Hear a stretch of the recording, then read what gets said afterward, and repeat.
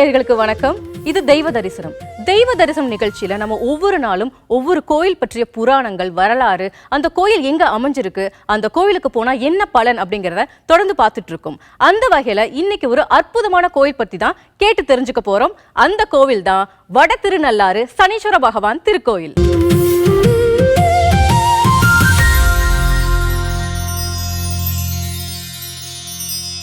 புளிச்சலூர்ல அமைஞ்சிருக்கக்கூடிய வட திருநள்ளாறு சனீஸ்வர பகவான் திருக்கோவில் பற்றி நிறைய விஷயங்களை நம்ம கூட ஷேர் பண்ணிக்கிறதுக்காக இன்னைக்கு இணைந்திருக்கிறாங்க டாக்டர் தீபா அருளாளன் அவர்கள். நம்ம அந்த கோயிலுக்கு போயிட்டு வந்து சாமி கும்பிட்ட மாதிரி நமக்கு ஒரு ஃபீல் தர போறாங்க.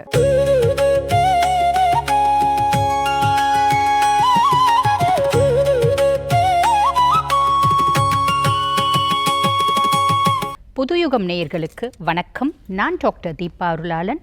தெய்வ தரிசனம் நிகழ்ச்சியில் உங்கள் எல்லாரையும் சந்திக்கிறது ரொம்பவே சந்தோஷமாக. இன்றைக்கி நம்ம எந்த கோயிலை பற்றி பேச போகிறோம் அப்படின்னா ரொம்ப முக்கியமான கோயில்மா. பொதுவாக ஒரு வார்த்தை சொல்லுவாங்க, பாம்பு அப்படின்னா படையே நடுங்கும் அப்படின்னு. உலகமே நடுங்கக்கூடிய ஒரு பகவானோட கோயில். அது யாருங்க அந்த பகவான் அப்படின்னா சனீஸ்வர பகவான் தான். எந்த சனி பயிற்சிக்கும் திருநள்ளாறில் கூட்டம் இல்லாமையே இருக்காது அப்படின்னு சொல்லலாம். அதாவது திருநள்ளாறில் கூட்டம் இருக்காத நாளே இல்லை அப்படின்னும் சொல்லலாம். நம்ம முக்கியமாக சனி பயிற்சி நெருக்கத்தில் நம்ம திருநள்ளாறு போகிறோம் அப்படின்னு வச்சுக்கோங்களேன், 10 தெருக்கு கூட்டம் நிற்கும். அந்த மாதிரி எத்தனையோ நாள் நான் போய் எத்தனையோ நாள் காத்து கிடந்திருக்கேன் அப்படின்னு சொல்லலாம். அவ்வளோ சீக்கிரம் பக்தர்களை தரிசனம் பண்ணி அனுப்பிச்சாலும் அங்கே கூட்டம் வந்த வண்ணம் இருக்கும். காரணம் என்ன? சனி பகவானாச்சே, ஈஸ்வர பதவி பெற்ற ஒரே கிரகம் இல்லையா, நீதிமான் அப்படின்றதுனால உலகத்தில் இருக்க மக்கள் பாருங்கள் எதுக்கும் பயப்பட மாட்டாங்க. யார் ஒருத்தர் நீதி தவறாத தண்டனை கொடுப்பாங்க அப்படின்னு இருக்காங்களோ அவங்கள பார்த்து பயப்படுவாங்க. அதுதான் கலிகாலம் அப்படின்னு சொல்லலாம். அந்த மாதிரி வட திருநள்ளாறு அப்படின்னு சொல்லக்கூடிய ஸ்தலம் பல்லாவரத்துக்கும் குன்றத்தூருக்கும் இடையே இருக்குது. புளிச்சலூர் அப்படின்ற ஊர். அங்கே இருக்க அகஸ்தீஸ்வரர் ஆலயம் தான். இந்த ஆலயத்தை பற்றி சொல்லணும் அப்படின்னா ஏறக்குறைய 1600 வருஷத்துக்கும் மேற்பட்ட பழமையான கோயில் அப்படின்னு தான் சொல்லப்படுது. காரணம் என்ன அப்படின்னா முதலாம் குலோத்துங்க சோழனால் கட்டப்பட்டது அப்படிங்கிறாங்க. பொதுவாக பார்த்திங்கன்னா ஒரு கோயில் அப்படின்னா அதை நிறுவனம் பண்ணவங்க ஒருத்தவங்களாக இருப்பாங்க. அதுக்கப்புறம் அந்த ஊரில் இருக்க அடுத்தடுத்து யார் யார் ஆட்சிக்கு வந்தாங்க அவங்கெல்லாம் பார்த்திங்கன்னா ஆட்சி புரிஞ்ச மன்னர்கள், அவங்களோட கைங்கரியங்கள்லாம் இருக்குது. அதுக்கும் மேலே அந்த ஊர் சார்ந்த செல்வந்தர்கள் அவங்களோட கைங்கரியங்கள் எல்லாமே இருக்கப்பெற்ற கோயில் தான் இந்த புளிச்சலூர் அகஸ்தீஸ்வரன் கோயில். தாயார் பேர் ஆனந்தவல்லி தாயார். இந்த கோயிலுக்கு அப்படி என்னம்மா விசேஷம்? நம்ம திருநள்ளாறு போக முடியாதவங்க திருநள்ளாறு தான் போய் நம்ம தர்பாரண்யேஸ்வரை தான் வழிபாடு பண்ணணும் அப்படின்ற அவசியமே இல்லைம்மா. இந்த ஸ்தலத்துலேயே நம்ம வழிபாடு பண்ணலாம். பொதுவாக நாங்கள் இப்போ பாருங்கள் சனி பயிற்சியில் சிம்மத்துக்கு அஷ்டம சனியாக இருக்கார் இல்லையா, கன்னிக்கு கண்டக சனியாக இருக்கார், தனுசு ராசி என்பர்களுக்கு அர்த்தாஷ்டம சனியாக இருக்கார், கும்பத்துக்கு பாத சனியாகவும் அதே மாதிரி மீனத்துக்கு ஜென்ம சனியாகவும் சனி பகவான் இருக்கார். அப்போ இந்த சனியினோட பீடிக்கைகள் குறையணும், சனியினோட எங்களுக்கு பார்த்திங்கன்னா ரொம்ப கஷ்டப்படுத்துகிறார், முடியலம்மா எங்களால் அப்படின்னு கதறி அழறவங்க எத்தனையோ பேர் இல்லைங்களா. அப்படி சனியினோட ஒரு பிரச்சனைகள் குறையணும், சனி சாந்தமடையணும். சனி பகவான் சாந்தமடைவாராமா? நீங்களே சொன்னீங்க அவர் நீதிமான் அப்படின்னு. அப்படி இருக்கும்போது அவரை பார்த்திங்கன்னா நம்ம பிரீத்தி பண்ண முடியுமா? இது சாத்தியமா? கரிசனமே இல்லாதவன் தானே சனி பகவான். அவருக்கு கொடுக்கப்பட்டுள்ள வேலையே அது தானே. யாரையும் பாராபட்சம் பார்க்காம கரிசனம் பார்க்காம அவங்களோட கர்ம வினைகளுக்கு ஏற்ற மாதிரி தண்டனை கொடுக்கணும் அப்படின்றது ஈசன் அவருக்கு விதித்த கட்டளை அப்படின்லாம். அப்போ ஈசனோட கட்டளையாக அவர் மாறுவாராமா? அதாவது மாற்றிப்பாரா, மாற்றி நம்மளுக்கு நற்பலன்களை கொடுப்பாரா அப்படின்னு கேட்டால் இந்த கேள்வி சற்றே யோசிப்பதற்குரிய கேள்வி அப்படின்னு தான் சொல்லணும். ஆனால் ஒன்று தெரிஞ்சுக்கோங்கம்மா, சனி பகவான் யார் ஒருத்தர் சிவ வழிபாடு பண்ணுறாங்களோ, அதீத சிவ வழிபாடு பண்ணுறாங்க, ஈசன் மேலே அலாதி பிரியம் எனக்கு, அப்போ சனி அவங்கள ஒன்றுமே பண்ண மாட்டார். காரணம் என்ன? சனிக்கும் கடவுள் யார் அப்படின்னா ஈசன் தான். ஒவ்வொரு கிரகங்களுக்கும் ஒரு கடவுள் அப்படின்னு இருக்காங்க பார்த்தீங்களா, அந்த மாதிரி சனீஸ்வரனுக்கு கடவுள் யார் அப்படின்னா ஈசன். எல்லாருக்கும் தெரியும், தெரியாதவங்க தெரிஞ்சுக்கோங்க. சனீஸ்வரன் சூரிய மைந்தன், சூரியனுக்கும் சாயாக்கும் பிறந்த குழந்தை. சனீஸ்வரனோட கதை என்ன அப்படின்னா ரொம்ப சிம்பிளாக ரொம்ப ரத்ன சுருக்கமாக உங்களுக்கு சொல்கிறேன். ஏன் சனிக்கு அவ்வளோ ஈசன் மேலே அலாதி பிரியம் அப்படின்னா, சனி பகவானுடைய தாயார் சாயாதேவி ஒரு முறை என்ன பண்ணுறா, உஷா, அதாவது உஷா பிரதியுஷா தான் சூரியனோட 2வது மனைவி. சூரியன் ஏகபத்னி விரதன் ஆச்சேம்மா, உண்மைதான், ஏகபத்னி விரதன். உஷா வேறு பிரதியுஷா வேறு அல்ல. ஒரு முறை என்ன ஆகுது, சூரியனோட வெப்பம் உஷாவால் தாங்க முடியல. அவள் என்ன சொல்கிறா, அம்மா என்னால் சூரியனோட வெப்பத்தை தாங்கவே முடியலம்மா அப்படின்னு அவள் தாயார்கிட்ட முறையிட்டிருக்கா, அவங்க தந்தையார்கிட்ட முறையிட்டிருக்கா. அவங்க எல்லாமே சொல்லியிருக்காங்க, சூரியனை மாதிரி ஒரு கணவர் யாருக்காவது கிடைக்குமா? கொஞ்சம் வந்து பார்த்திங்கன்னா இப்போ நம்ம அம்மாலாம் சொல்கிறாங்களா, கொஞ்சம் அட்ஜஸ்ட் பண்ணி வாழ்ந்துக்கோ கண்ணு, கல்யாணம் பண்ணி கொடுத்துட்டோம், கௌரவம் முக்கியம் இல்லையா? அதே மாதிரி அவங்களும் சொல்லியிருக்காங்க, நீ கொஞ்சம் வெப்பத்தை தணிக்கிற மாதிரி நீ உணவுகள்லாம் எடுத்துக்கோ, நீ அதுக்கான சிவ பூஜை செய்ய, அதெல்லாம் பண்ணு, வெப்பம் தணிச்சிடும், நீ வந்து சூரியனோடவே வாழு அப்படின்னு எத்தனையோ முறை சொல்லியிருக்காங்க. ஒரு முறை அவளால் தாங்க முடியல, உடல் சார்ந்த உபாதைகள் வருது. அப்போ என்ன பண்ணுறா, அவளோட நிழல்லேருந்து ஒரு பெண்ணை உருவாக்குறான். அவள் தெய்வ பெண் இல்லையா, அவளோட நிழல்லேருந்து ஒரு பெண்ணை உருவாக்கி என்ன சொல்கிறா, நீ என் குழந்தைங்க யமதர்மராஜனும் யமுனாக்கும் நீ நல்ல தாயாக இருக்கணும், என் கணவனுக்கு நல்ல சேவகியாக இருக்கணும், என் குழந்தைங்கள நல்லா பார்த்துக்கணும், உன்னோட கடமைகளை எல்லாமே என் இடத்துலேருந்து நீ செய்யணும். ஆனால் எக்காரணத்தை கொண்டும் என் கணவனுக்கு நீ மனைவியாக மட்டும் இருக்கக்கூடாது அப்படின்றத தெளிவாக சொல்லிவிட்டு அவள் வந்து பார்த்திங்கன்னா ஈசனை நோக்கி தவம் இருக்க போகிறாள். இந்த பிரத்யூஷா, அதாவது நிழல்லேருந்து வந்தவனால இவளை வந்து பார்த்திங்கன்னா சாயாதேவி அப்படிம்பாங்க. அந்த சாயா என்ன பண்ணுறா, உஷா என்னெல்லாம் சொன்னாலும் அத்தனையும் இந்த பிரத்யூஷா செய்கிறா. ஒரு முறை சூரியன் வந்து அவரோட ஆசைக்கு இணங்க கேட்குறார். பத்தினி தர்மம் என்ன, கணவர் கேட்கும்போது மாட்டேன்னு சொல்ல முடியாது இல்லையா? ஆக அவள் அதுக்கு வந்து பார்த்திங்கன்னா செவி சாய்க்கிறா, இணங்குறா. அதனால் பிறந்த குழந்தை தான் வந்து பார்த்திங்கன்னா சனீஸ்வர பகவான். அப்போ சனி வந்து பிறந்த பின்னாடி சனியை வந்து சூரியன் பார்க்குறாரு. சூரியனோட தேஜஸ் என்ன, கோடான கோடி சூரியன், அதாவது கோடான கோடி மின் விளக்குகள் ஒருங்கே இணைந்தாலும் சூரியனோட பிரகாசத்துக்கு ஈடு இணை ஆகாது இல்லையா? ஆனால் பிறந்திருக்க இந்த குழந்தையோ கரு கரு கரு கருன்னு இருக்குது. கண்ணு மூக்கு காது வாய் எல்லா அத்துணை லட்சம் செதுக்கி வச்ச சிற்பம் மாதிரி இருந்தாலும் குழந்தை ரொம்ப கருப்பாக இருக்குது. இந்த கருமேகம் பூண்டது போல குழந்தையினோட நிறம். இதை பார்த்தோன்னே சூரியனுக்கு ரொம்ப கஷ்டம் வருது, ரொம்ப கோவம் வருது. கோவத்தில் அறிவை இழந்துடுறார். என்ன சொல்கிறாரு, இது எனக்கு பிறந்த குழந்தையே இல்லை, நீ தயவு செஞ்சு இந்த குழந்தையை தூக்கிட்டு போ, இந்த குழந்தைக்கு இந்த சூரிய லோகத்தில் இடம் இல்லை அப்படின்னுடுறாரு. ஆக சாயாதேவி என்ன பண்ணுறா, பக்கத்தில் இருக்கிற ஒரு பூங்கால, அந்த சூரிய லோகத்துலேயே ஒரு பூங்கா இருக்குது, அந்த பூங்கால வந்து பார்த்திங்கன்னா அவன் அந்த குழந்தையை வளர்க்குறான். ஆனால் சாயாதேவியை முத உஷா வந்து தோற்றுவித்தா பார்த்தீங்களா அவளோட நிழல்லேருந்து. அப்போ அவள் முதல்ல பார்த்த உருவம் எது அப்படின்னா சிவ உருவம். சிவலிங்கத்தை தான் முதல்ல பார்க்குறா. ஆக சாயாக்கு அம்மா அப்பா சொந்தம் பந்தம் அண்ணன் தம்பி அக்கா தங்கச்சி சகலமும் ஈசன். அவளுக்கு பிறந்த குழந்தை சனீஸ்வரன் அந்த பூங்கால வளருது பற்றியா, அந்த குழந்தைக்கு சாயாதேவி டெய்லி சிவபூஜை செய்கிறா. சிவபூஜை செய்கிறத பார்த்து பார்த்து பார்த்து பார்த்து தான் அந்த குழந்தை வளருது. அந்த குழந்தைக்கும் நினைவு தெரிஞ்சனால சிவனை தான் பார்க்குது. அந்த குழந்தைக்கு அப்பா பாசம் கிடைக்கல இல்லைங்களா? ஆக யாரை வந்து அது அப்பாவாக பாவிக்குது அப்படின்னா ஈசனை தான் அப்பாவாக பாவிக்குது. அம்மானோட பாசமும் கிடைக்க மாட்டேங்குது. ஏன்னா பெரும் பகுதி சூரியனுக்கு சேவை செய்யறதுலே வந்து பார்த்திங்கன்னா பிரத்யூஷா அவளோட காலத்தை கழிச்சிடுறா. அப்போ அந்த குழந்தை அப்பாவாகவும் அம்மாவாகவும் எல்லாராமும் பாவிக்கிறது யாருன்னா சிவபிரானதா. அப்போ யார் ஒருத்தர் சிவ வழிபாடு பண்ணுறாங்களோ அவங்களோட தலை மேலே சனியினோட கை ஆசிர்வாதம் பண்ணுறதுக்கு இருக்குமே தவிர குடுமையை பிடிக்கிறதுக்கு இருக்காது. அப்போ சனியும் பிரீத்தி பண்ண முடியும். யார் வழிபாட்டுனால? சிவ வழிபாட்டுனால. அதுலேயும் பிரத்யேகமாக சனிக்கு அப்படின்னு உரிய பரிகார ஸ்தலங்கள் நம்ம போகிறோம் அப்படின்னா அதில் பலன் பன்மடங்கு உண்டுமா. சரி, இப்போ இந்த கதை சனிக்கு ஏன் சிவ வழிபாடு பண்ணணும், எதனால் சனி பிரீத்தியாவாரு நான் சொல்லிட்டேன். சரி, இப்போ இந்த பொழிச்சலூர் கோயிலுக்கு வரலாம். இந்த கோயிலில் நான் முன்னமே சொன்னேன், இங்கே இருக்க ஈசன் வந்து பார்த்திங்கன்னா சுயம்பு ஈசன். இவர் பேர் வந்து பார்த்திங்கன்னா அகஸ்தீஸ்வரன். அதே மாதிரி தாயார் பேர் ஆனந்தவல்லி. ஈசன் கிழக்கு பார்த்த மாதிரி இருப்பார். சுயம்பு, பொதுவாக சுயம்பு ஈசனை வழிபாடு பண்ணுறது அப்படின்றது பன்மடங்கு பலன். பொதுவாகவே சிவ வழிபாடு அதீத பலன். லிங்கம் சிதிலமாயிருந்தாலும் லிங்கத்தை வழிபாடு பண்ணலாம், பலன் அப்படின்றது பன்மடங்கு. அதுலேயும் சுயம்பு லிங்கத்தை வழிபாடு பண்ணுறது அப்படின்றது அதீத விசேஷம். காரணம் என்ன அப்படின்னா, நம்ம ஒரு சுயம்பு லிங்கத்தை எடுத்து இன்னொரு இடத்துல மாற்றி நம்ம பாலாலயம் பண்ணுறோம். ஏதோ கோயில் வந்து புனரமைப்பு வேலை செய்கிறோம், பாலாலயம் பண்ணுறோம் அப்படின்னா அந்த ஈசனை எடுக்கவே முடியாது. வேர் வந்து பார்த்திங்கன்னா ரொம்ப தூரம் போயிட்டே இருக்கும். அந்த மாதிரி நிறைய கோயில்கள் நான் பார்த்துருக்கேன். இப்போ இந்த திருப்பத்தூர் வட்டாரெல்லாம் வந்து பார்த்திங்கன்னா அங்கநாதீஸ்வரர் கோயில் அப்படின்னு ஒன்று இருக்குது மடவாளமில்.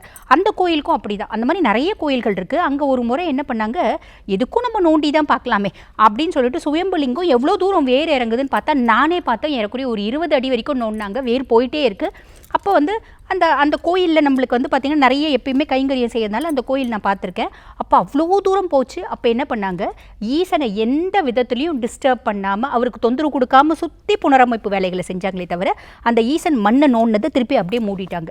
ஏன்னா சுயம்பு ஈசன் அந்த வேர் எவ்வளோ தூரம் போகும்னே தெரியாது. சிலர் சொல்ல கேள்விப்பட்டிருக்கேன், அது பாதாள லோகம் வரைக்கும் போவுங்க அப்படிம்பாங்க. அது தெரியாது. நான் பார்த்த வரைக்கும் அத்தனை அடி ஆழம் நானே பார்த்துருக்கேன். வேர் போயிட்டே இருக்குது. அந்த மாதிரி மரத்துக்கு எப்படி வேர் இருக்கும் அந்த மாதிரி வேர் இருக்குமா, அந்த கல் அப்படியே கீழே போயிட்டே இருக்குது. சுயம்பு ஈசன் அப்படின்னா அப்படி தான். சரி, அப்படிப்பட்ட சுயம்பு ஈசன் தான் இந்த அகஸ்தீஸ்வரன். தாயார் ஆனந்தவல்லி ஈசன் கிழக்கு பார்த்தா மாதிரியும் தாயார் வந்து பார்த்திங்கன்னா தெற்கு பார்த்தா மாதிரியும் இருப்பான். தலத்தினோட சிறப்பு என்ன அப்படின்னா, ஒரு முறை கைலை மலையில் வந்து பார்த்திங்கன்னா ஈசனுக்கும் அம்பிகைக்கும் திருமணம் விமர்சையாக நடக்குது. திருமணம் நடக்கும்போது உலகத்தில் உள்ள அத்துணை மக்களும் அங்கே குவிஞ்சிடுறாங்க. அதாவது அத்துணை மக்கள்னால் சாமானிய மக்கள் இல்லை, எல்லாருமே தேவர்கள், ரிஷிகள், கிண்ணர்கள், கிம்புருடர்கள், யக்ஷர்கள், யக்ஷினியர்கள், இப்படி எல்லாரும் அங்கே குவிகிறாங்க.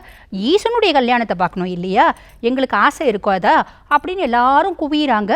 குவியும் போது என்ன ஆகுது அப்படின்னா பூமியினோட சமநிலை மாறுபடுது. அப்போ ஈசன் என்ன பண்ணுறாரு, எல்லாரையும் வந்தவங்கள போன்னு சொல்ல முடியாது இல்லையா. அப்போ ஈசன் என்ன பண்ணுறாரு, அகத்தியரை கூப்பிட்றாரு. நீ பொதிகை மலைக்கா போ அப்படிங்கிறார். தெற்கு நோக்கி போ, பொதிகை மலைக்கா போ, அப்போ பூமி சமப்படும் அப்படிங்கிறார். அகத்தியர் ஒருத்தர் குறுமுனி, அவர் போனால் பூமி சமப்படுமா அப்படின்னா மூர்த்தி சிறுசு கீர்த்தி பெருசு அகத்தியருக்கு. ஆக அகத்தியர் பொதிகை மலை நோக்கி போகும்போது நடுவில் இந்த கோயில், நிறைய கோயில் அவர் இருந்து வழிபாடு பண்ணார். அதில் ஒரு கோயில் தான் வந்து பார்த்திங்கன்னா இந்த அகஸ்தீஸ்வரர் கோயில். அகஸ்தியர் வழிபாடு பண்ண ஈசன் ஆதலால் அவர் பேர் அகஸ்தீஸ்வரர் அப்படின்னு பெயர் பெற்றார். சரி, இந்த கோயிலுக்குன்னு ஏதாவது தாத்பரியம் இருக்கதாம்மா செய்து. அது என்ன அப்படின்னா, நம்ம எல்லாரும் சனியை பார்த்து பயப்படுறோம். சனியை பார்த்து பயந்து சனியை சும்மா விட்றோமா, அவர் நம்மளை வறுத்து எடுக்கிற மாதிரி நம்மளும் அவரை வறுத்து எடுப்போம். எல்லாரோட சாபத்தையும் பெற்றவர் தான் சனி அப்படின்லாம். நம்ம பிள்ளைங்களை திட்டும்போது கூட அந்த வார்த்தைலாம் சொல்லக்கூடாது. சனியனே அப்படின்னு தானே திட்டுறோம். சனியனே சும்மா இரு, என்ன பாடுபடுத்துகிற அப்படிங்கிறோம். ஏன் நம்ம சனியனோட பேரை சொல்கிறோம்? சனியை மாதிரி நல்ல புள்ள உலகத்தில் இது வரைக்கும் பிறக்கலை அப்படின்லாம். சாயானோட கண்ணில் ஒரு சொட்டு கண்ணீரை சனி வந்து பார்க்க மாட்டாராம்.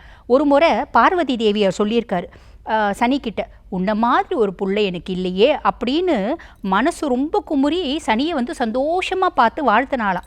உன்ன மாதிரி ஒரு புள்ள பிறக்கிறதுக்கு நான் பாக்கியம் பண்ணியிருக்கணும், அந்த மாதிரி புள்ளை எனக்கு இல்லையே, எல்லா தாயாருக்கும் உன்ன மாதிரி ஒரு புள்ள இருந்தால் எவ்வளோ புண்ணியவதிங்க அவங்க அப்படின்னு அம்பிகை சொன்னாலாம். புரியுதுங்களா? அப்படி ஒரு வரலாறும் இருக்குது சனி மகா புராணத்தில். அப்படி ஒரு விஷயம் அம்பிகை சொல்லியிருக்கா.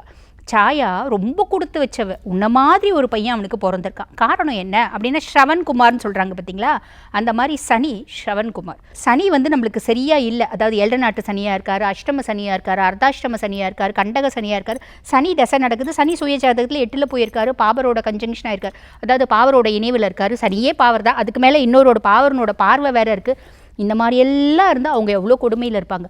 அவங்க செய்ய வேண்டிய விஷயம் என்ன அப்படின்னா, அம்மாவை நிந்திக்கக்கூடாது. சனிக்கு அம்மாவை திட்டினா பிடிக்காது. எங்கள் அம்மா அதுக்கு தாங்க தக்குது, எங்கள் அம்மா திட்டுறதுக்கு தான் லாக்கி. எதுவாக இருந்தாலும் உன்னை ஈன்ற தாய். சனிக்கு அம்மாவை நிந்திக்கிறது, அம்மாவை கஷ்டப்படுத்துறது, அம்மாவை சஞ்சலப்படுத்துறது, அம்மாவை காயப்படுத்துறது சுத்தமாக பிடிக்காது. ஆக அம்மாவை திட்டுற பிள்ளைங்களா நீங்கள் இந்த மாதிரி சனியினோட பிடியில் இருக்கீங்களா, முதல்ல அதை மாற்றுங்க. அம்மாவை சந்தோஷமாக வச்சுக்கோங்க. நல்லவங்களோ கெட்டவங்களோ உன்னை பெத்த தாய் இல்லையா, நீ சந்தோஷமாக வச்சுக்கணும். புரியுதுங்களா? சரி, அந்த மாதிரி இங்கே வந்து பார்த்திங்கன்னா நம்ம எல்லாரும் சனியை திட்டுறோம் பார்த்தீங்களா, படுபாவி இதுக்கு சாவடிச்சிட்டான் பரவாயில்லையா, எவ்வளோ அசிங்கப்படுத்தான். சனி 8ல் வந்திருக்கான், சனி தசை. ஜோதிடர்களை கேட்டால் சொல்கிறாங்கப்பா அஷ்டமத்து சனியினோட தசை நடக்குதுப்பா, என்ன பண்ணுவேன், எல்லாத்தையும் சந்திச்சு தான் ஆகணும் அப்படிங்கிறாங்க. எத்தனை ஆக்சிடென்ட்டு, நான் வந்து சாவுனா என்னன்னு போய் பார்த்துட்டு வந்துட்டேயா, அந்த மாதிரி சனி என்னை பாடாப்படுத்திட்டான். இதுக்கு என்னை சாவடிச்சிருந்தா பரவாயில்ல, என்னை எவ்வளோ அசிங்கப்படுத்திட்டான், எவ்வளோ அவமானப்படுத்திட்டான், எவ்வளோ என்னை தலைக்குனிவை ஏற்படுத்திட்டான். நான் செய்யாத தப்புக்கு எத்தனை அசிங்கம், எத்தனை அவமானம், எத்தனை தலைக்குனிவு, இதுக்கு நான் செத்துருந்தா பரவாயில்ல இப்படின்னு சொல்கிறவங்களும் உண்டு இல்லையா. அப்போ இப்படியெல்லாம் கஷ்டப்படுறவங்க சும்மா இருப்பாங்களா? அந்த படுபாவி சனி என்னத்துக்கு இப்படி பண்ணுவானே, இதுக்கு உயிரே எடுத்துகிட்டு இருக்கலாமே அப்படின்னு எத்தனை தாய்மார்களோட குமுறல், எத்தனை தாய்மார்களோட சாபம் சனிக்கு. அதுக்கும் மேலே எத்தனை கஷ்டப்படுற மக்கள் வந்து சனியை திட்டுறாங்க. அப்போ அவன் நவகிரகத்தில் நாயகனாக இருந்தாலும், நவகிரகத்தில் அதி முக்கியமான கிரகம் விதி கிரகமாக இருந்தாலும், தர்ம கர்மாதிபனாக இருந்தாலும் அவனுக்கும் அந்த தோஷம் தாங்கும் இல்லையா. ஆக சனிக்கு ஒரு காலகட்டம் வருது, கடுமையான தோஷத்தில் கஷ்டப்படுறார். அப்போ அவர் என்ன பண்ணுறாரு, நேராக அவருக்கு யார் கடவுள், அவருக்கு தெரிஞ்சதெல்லாம் சிவன் தானே, சிவனை நோக்கி தவம் இருக்கார். சிவனை நோக்கி தவம் இருந்த ஸ்தலம் எது அப்படின்னா இந்த பொழிச்சலூர் அகஸ்தீஸ்வரன் கோயில் இருக்குது. அந்த ஸ்தலம், அந்த ஈசனை நோக்கி தான் அவர் தவம் இருக்கார். அங்கே போயிட்டு அந்த ஈசன் முன்னாடி சின்முத்திரையோடு அவர் வந்து தவம் இருக்கார்.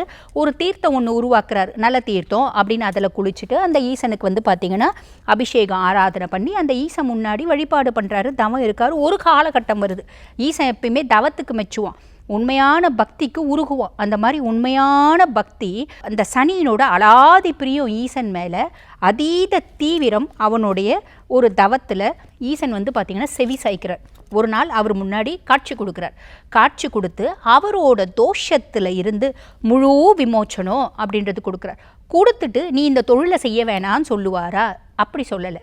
கொடுத்துட்டு நீ உன் செயலை, உன்னோட தொழிலை முதல்ல இருந்ததை விட இன்னும் செவ்வனவே செய்யணும். மக்கள் அவங்க என்ன நல்லது செஞ்சுருக்காங்க, அவங்க என்ன கெட்டது செஞ்சுருக்காங்க, ஒவ்வொரு மனுஷங்களுக்கும் தர்ம கணக்கு பாபக்கணக்கு அப்படின்னு இருக்கு இல்லையா, அந்த கணக்கு பிரகாரம் நீ அவங்கள பீடிக்கும் காலம் அவங்களுக்கு தண்டனை கொடுக்கணும் அப்படின்றது சொல்கிறார். அப்போ சனி கேட்குறார், இந்த இடத்துல வந்து வழிபாடு பண்ணுறதுனால ஏதாவது மக்களுக்கு கொஞ்சம் ஒரு நல்ல விஷயம் அப்படின்றது செய்யலாமா, அவங்க கொடுக்கக்கூடிய தண்டனைகளில் கொஞ்சம் தளர்ச்சி கொடுக்கலாமா அப்படின்னு கேட்கும்போது ஈசன் சொல்கிறான், சரி இங்கேயே நீ தோஷம் நிவர்த்தி பற்ற இடம் இல்லையா, ஆக இங்கே வந்து என்னை வழிபாடு பண்ணுறவங்களுக்கு, இங்கே வந்து உன்னை வழிபாடு பண்ணுறவங்களுக்கு நீ ஓரளவுக்கு நல்லது செய், அவங்களோட கஷ்டங்கள்லேருந்து கொஞ்சம் விமோச்சனம் அப்படின்றது கொடு அப்படிங்கிறாரு. அப்போ என்ன அர்த்தம், நான் இந்த பொழிச்சலூர் ஈசனை பார்க்குறேன், அகஸ்தீஸ்வரனை பார்க்குறேன், சனியை வழிபாடு பண்ணுறேன், என்னோட அஷ்டமத்து சனி முழுசும் கிளியர் ஆகிடுமா, நான் வந்து முதல்ல இருந்த மாதிரியே நல்லா ஆட்டம் போடலாமா, ஜம்முன்னு இருக்கலாமா அப்படின்னா விதி வலியது. 100% சனி பகவான் உங்களுக்கு கெடுபலன்களை கொடுக்கணும் அப்படின்னு விதி இருந்தாலும் இந்த கோயில் நீங்கள் வரீங்க, அடிக்கடிக்கு ஈசனை வழிபாடு பண்ணுறீங்க, சனியை வழிபாடு பண்ணுறீங்க அப்படின் போது ஒவ்வொரு முறை நீங்கள் வழிபாடு பண்ணும் போதும் உங்களோட கர்ம பதிவு அழியும். உங்கள் பாவ பாத்திரத்துலேருந்து கொஞ்சம் தண்ணியை நீங்கள் இறைக்கிற மாதிரி, புரியுதுங்களா? இப்போ நிறைய பேர் நாங்கள் இப்படி சொல்கிறோன்னு வச்சுக்கோங்களேன், ஒரே முறை கோயிலுக்கு வருவீங்க, வந்து வழிபாடு பண்ணிவிட்டு அந்த அம்மா வேற சொல்லிச்சு பொழிச்சலூர் போயிட்டு வாங்க, சனியினோட பிடியிலேருந்து வெளியே வந்துடுவீங்க அப்படின்னு ஒன்றும் காணும். அதுக்கு தான் அந்த வார்த்தை நீங்கள் சொல்லக்கூடாது அப்படின்றதுக்காக இத்தனை விஷயம் உங்களுக்கு சொல்கிறேன். சரி, இப்போ பொழிச்சலூர்னோட ஒரு வரலாறு நீங்கள் தெரிஞ்சுக்கினீங்க, அதுக்கு அத்தாட்சியாக சனி இன்றும் சின்முத்திரையோடு காட்சி கொடுக்குறான். புரியுதுங்களா? இப்போ ஈசனை நம்ம நேராக நாங்கள் வந்து சொல்லுவோம், அப்பா சனி கோயிலுக்கு போயிட்டு வாப்பா, ஜாதகம் பார்க்க வரும்போதே நிறைய பேருக்கு சொல்கிறது, அம்மா நீங்கள் வந்து கோயிலுக்கு போங்க, பொழிச்சலூர் ஈசன் நீங்கள் சென்னை பக்கத்தில் தானே இருக்கீங்க, அங்கே போய் ஈசனை வழிபாடு பண்ணிவிட்டு நீங்கள் வாங்க அப்படின்னா நேராக நிறைய பேர் என்ன பண்ணுவாங்கன்னா நேராக போவாங்க. அங்கே ஈசன் ஒருத்தவங்க இருந்ததே மறந்துடுவாங்க. நிறைய பேர் திருநள்ளாருக்கு போனாலே தர்பாரண்யேஸ்வர வழிபாடு பண்ணுறதில்ல, அம்பிகையை வழிபாடு பண்ணுறதில்ல, நேராக போகிறது சனி பகவானை மட்டும் வழிபாடு பண்ணிட்டு வர்றது. அது எப்படி சனி உங்களுக்கு நல்லது செய்வான்? அவனுக்கு கடவுளே ஈசன் தானே. ஈசனை வழிபாடு பண்ணாமல் ஈசனை புறம்பா தள்ளி வச்சு என்னை வழிபாடு பண்ணால் என் மனசு சந்தோஷப்படுமா? என் மனசு இன்னும் தானே கஷ்டப்படும். ஆக எப்போ நீங்கள் பொழிச்சலூர் போகிறீங்க அப்படின்னாலும் கண்டிப்பாக ஈசனை வழிபாடு பண்ணுங்கள். ஈசனை வழிபாடு பண்ணுறது அப்படின்றது வெறும் கையோடு போகலாமா? நம்ம யாரோ ஒரு உறவை பார்க்க போகிறோம் அப்படின்னாலே 2 ஆப்பிள் வாங்கி போக மாட்டோமா? அப்போ அகில லோக ஐயனை பார்க்க போகிறீங்க நீங்கள், அப்போ வெறும் கையோடு போவீங்களா? போகக்கூடாது. ஏதாவது உங்களால் முடிஞ்சது வாங்கிட்டு போங்க. கடைசி எதுவுமே இல்லையா, 4 வில்வம் வாங்கிட்டு போங்க, இவ்வளோண்டு வில்வம் வாங்கிட்டு போங்க. பொதுவாக வில்வாஷ்டகத்தில் ரொம்ப அழகாக சொல்லுவாங்க, கோட்டி கன்யா மகாதானம் ஏக்க பில்வம் சிவார்ப்பணம். ஒரே ஒரு வில்வத்தை நீ ஈசனுக்கு சாத்துறது மூலிமா கோடி கன்யாக்களை தானம் பண்ண புண்ணியம் அப்படின்றது உங்களுக்கு கிடைக்கும். இப்போ தான் வந்து பாருங்கள், கன்யாதானம், ஆடு தானம், பசு தானம், அதே மாதிரி குதிரை தானம் அதெல்லாம் இல்லை, கஜதானம் அதெல்லாம் இல்லை. அந்த காலத்தில் இருந்துச்சு. என்னோடய கர்மத்தை நான் தொலைக்கணும், என்னோடய பாபத்துலேருந்து நான் விமோச்சனம் பண்ணணும், பசு தானம் பண்ணுறேன். இந்த மாதிரி அஸ்வத்தை தானம் பண்ணுறேன், அஸ்வத்தை வச்சு அஸ்வமேத யாகம் பண்ணுறேன். இந்த மாதிரி நிறைய விஷயங்கள் இருந்துச்சு. இப்போ அதெல்லாம் நம்மளுக்கு தெரியாதனால இது என்னையா இது வில்வாஷ்டகத்தில் கோட்டி கன்யா மகாதானம் ஏக்கப்பில்வம் சிவார்ப்பணம் அப்படின்னு கொடுத்துருக்காங்க. அப்படின்னா என்ன அர்த்தம் அப்படின்ற மாதிரிலாம் யோசிப்போம். நீ கோடி கன்யாக்களை தானம் பண்ணதுனோட பலன் இவ்வளோண்டு வில்வத்தை ஈச மேலே சாத்தனா, உள்ளன்போடு சாத்தனா வரும்.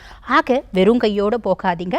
முதல்ல ஈசனுக்கு இவ்வளோ வில்வோ, ஒரு அர்ச்சனை, அம்பிகைக்கு 1 முழம் பூ, சரிங்களா, ஒரு குங்குமம் வாங்கிட்டு போயிட்டு வழிபாடு பண்ணிவிட்டு அதுக்கப்புறம் சனி பகவானுக்கு நீலோத்பவ மலர் மாலை, கருங்குவளை மலர் மாலை வாங்கிட்டு போய் போட்டுட்டு நீங்கள் என்ன போட்டாலும் அவர் அசைய போகிறது இல்லை. ஈசனை நீ வழிபாடு பண்ணால் நான் அசைவேன் அப்படின்ற நிலைமை தான் இருந்தாலும் அவரையும் கொஞ்சம் வந்து பார்த்திங்கன்னா மைஸ் வைக்கணும் அப்படின்ற மாதிரி அவருக்கு அந்த மாலை கொண்டு போய் போட்டுட்டு 2 எள்ளு விளக்கு ஏற்றி வழிபாடு பண்ணிட்டு வாங்க, நிறைய நல்லது அப்படின்றது நடக்கும்மா. இது எப்பம்மா போகலாம்? சிவன் கோயிலுக்கு இன்றைக்கி தான் போகணும், இப்படி தான் போகணும், இப்படி போனாதான் நான் நல்லது செய்வேன் அப்படிலாம் கிடையாதும்மா. நான் இருக்க கொடுமைக்கு என்னால் சிவனையும் கும்பிட முடியல, பெருமாளையும் கும்பிட முடியல, அம்பிகையும் கும்பிட முடியல. அந்த அளவுக்கு நான் நொந்து போயிருக்கேம்மா. நீங்கள் கும்பிடவே வேண்டாம்மா, கும்பிடுனே நான் சொல்லலை. நீங்கள் என்ன பண்ணுங்கள், சிவன் கோயிலில் போய் உட்காருங்க. உட்கார்ந்தாலே போதும், உங்களோட கர்ம வினைகள் அகலும். ஈசனோட ஒரு கடைக்கண் பார்வை, அம்பிகையினோட ஒரு கடைக்கண் பார்வை போதும் நம்ம கர்மத்தை அத்தனையும் தொலைக்கிறதுக்கு. மனசு லைக்குதா, வழிபாடு பண்ணுங்கம்மா. மனசு லைக்கிலையா, போய் சிவன் கோயிலில் உட்காருங்க. நிறைய வயசு பிள்ளைங்க இப்போல்லாம் வந்து கோயில் போகிறதுக்கே விருப்பப்படுறதில்ல. நான் அந்த கோயில் போகிற நேரம் இன்ஸ்டாவில் ரீல் பார்ப்பேன், நான் எஃபியில் ஃப்ரெண்டோட சேட் பண்ணுவேன். தாராளமாக பண்ணுங்கள். கோயிலில் போய் உட்காந்து கூட நீங்கள் இன்ஸ்டா ரீல் பாருங்களேன். நீங்கள் என்ன பண்ணாலும் அகிலலோக ஐயனுக்கு நீங்கள் குழந்தைங்க, அம்பிகைக்கு நீங்கள் குழந்தைங்க. வீட்டில் உட்காந்து ரீல்ஸ் பார்க்குறது அம்மா தொல்லை தாங்க முடியல. கோயிலுக்கு போ நச்சரிக்கிற அம்மாக்காகவாது நீங்கள் சிவன் கோயிலில் போய் உட்காந்து ரீல்ஸ் பாருங்கம்மா. கண்டிப்பாக உங்களுக்கு நல்லதே நடக்கும். நீங்கள் என்ன செய்கிறீங்க, எது பண்ணுறீங்க, அதெல்லாம் வந்து ஈசன் பார்க்க மாட்டான். இப்போ ஒரு சிலர் கேட்பாங்க, சிவன் கோயிலில் போய் ரீல்ஸ் பார்க்கறது நாங்கள் வீட்லேயே உட்காந்து ரீல்ஸ் பார்க்குறோம் அப்படின்னு. பார்க்கலாம், அந்த அதிர்வலைகள் வீட்டில் இருக்காது இல்லையா?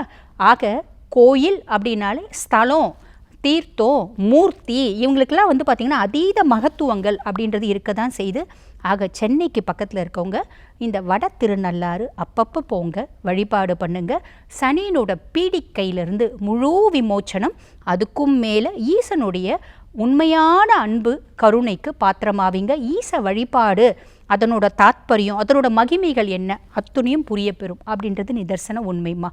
இதே மாதிரி இன்னொரு கோயிலோட அதனோட தாத்பரியத்தோட இன்னொரு நாள் உங்களை சந்திக்கிறேம்மா. நன்றி. இந்த காலகட்டத்தில் நிறைய பேத்துக்கு அஷ்டம சனி, பாத சனி, ஜென்ம சனின்னு நிறைய நடந்துட்டு இருக்கு. ஸோ அதுலேருந்து உங்களுக்கு தீர்வு வேணும் அப்படின்னா நீங்கள் பொலிச்சனூரில் அமைஞ்சிருக்கக்கூடிய வட திருநள்ளாறு சனீஸ்வர பகவான் திருக்கோயிலுக்கு போனீங்கன்னா கண்டிப்பாக உங்களுக்கு ஒரு நிரந்தர தீர்வு கிடைக்கும் அப்படின்னு சொல்லிட்டு நம்ம டாக்டர் தீபா அருளாளன் அவர்கள் வந்து ஷேர் பண்ணியிருக்காங்க. ஸோ கண்டிப்பாக எல்லாரும் இந்த கோயிலுக்கு போய் விசிட் பண்ணுங்க.